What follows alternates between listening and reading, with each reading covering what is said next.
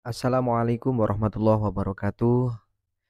Bapak Ibu, selamat datang kembali di Harir Channel. Mari kita tetap semangat dalam belajar, persiapkan diri dengan baik, karena hasil yang maksimal tidak lain karena persiapan yang matang. Dan kita ingat lagi bahwa pelaksanaan SKTT sesuai dengan info yang saya terima dari UP Kepegawaian Kabupaten, ya, itu akan dilaksanakan besok tanggal 31 Mei 2025. Artinya besok Sabtu itu adalah 1 minggu dalam waktu itu kita harus fokus belajar, ya.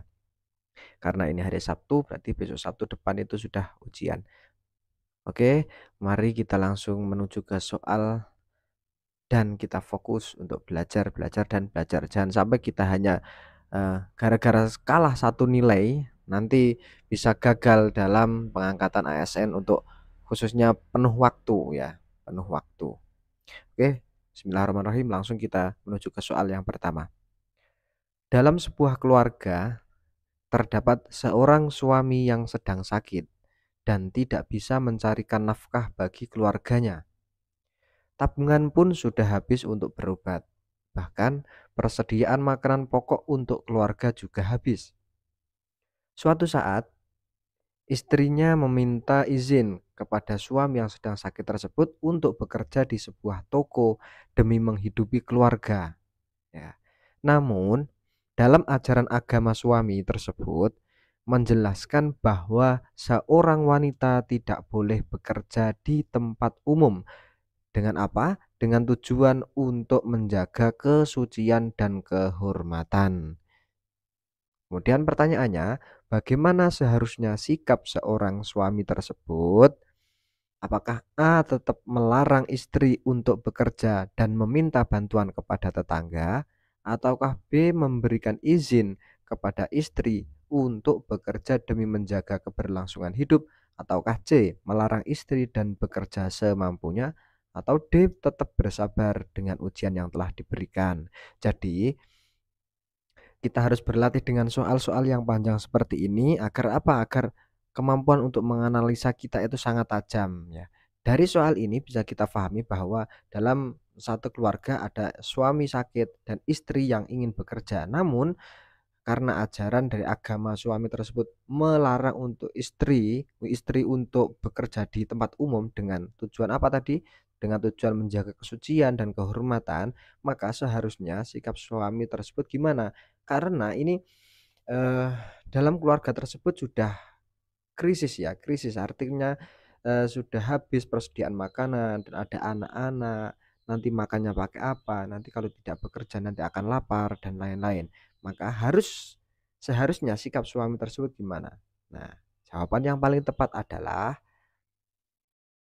B, memberikan izin kepada istri untuk bekerja demi menjaga keberlangsungan hidup. Loh, Pak, kan tadi apa ya, menurut ajaran agama suaminya kan tidak boleh bagi seorang istri itu atau bagi seorang wanita itu untuk bekerja di tempat umum, ya, karena untuk menjaga kehormatan dan kesucian.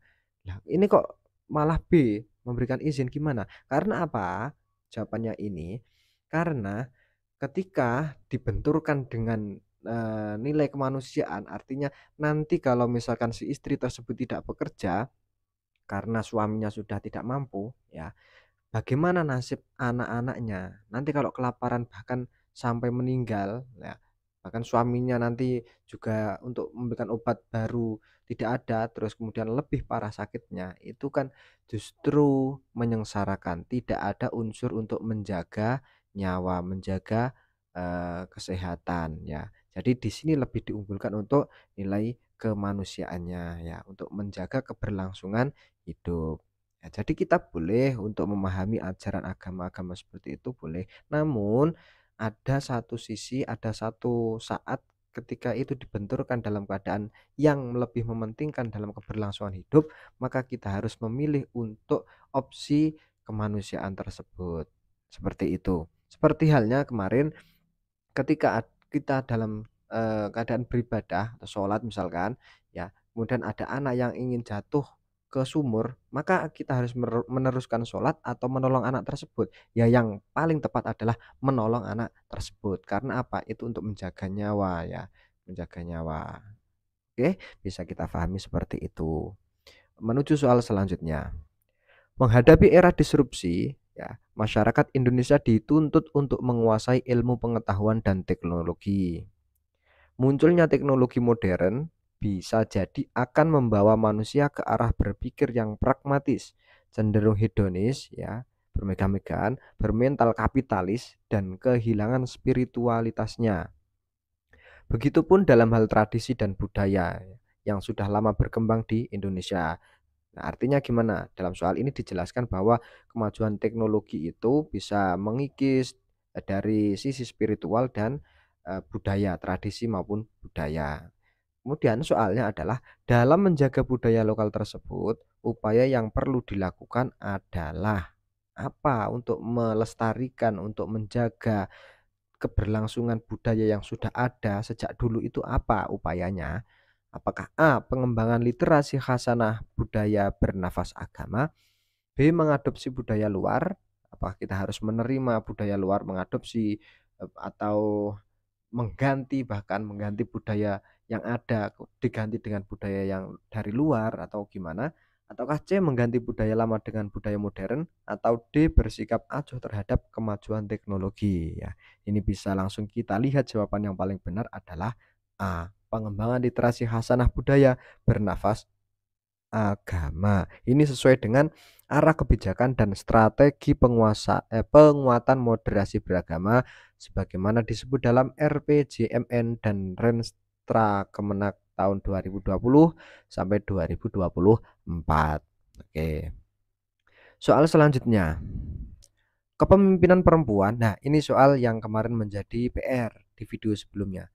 Kepemimpinan perempuan dalam bingkai kesetaraan gender pernah menjadi masalah yang sangat hangat dibahas dengan alasan karena belenggu budaya patriarki yang melekat di masyarakat, sehingga seringkali perempuan dianggap rendah, bahwa tugas perempuan hanya sekedar pekerjaan domestik. Jadi dianggap bahwa dalam hal kepemimpinan, dalam hal politik, dalam hal usaha, bekerja dan lain-lain itu lebih eee, seorang wanita itu lebih dianggap rendah daripada laki-laki. Artinya seorang wanita itu dianggap tidak mampu, tidak pantas untuk dalam hal kepemimpinan dan seterusnya.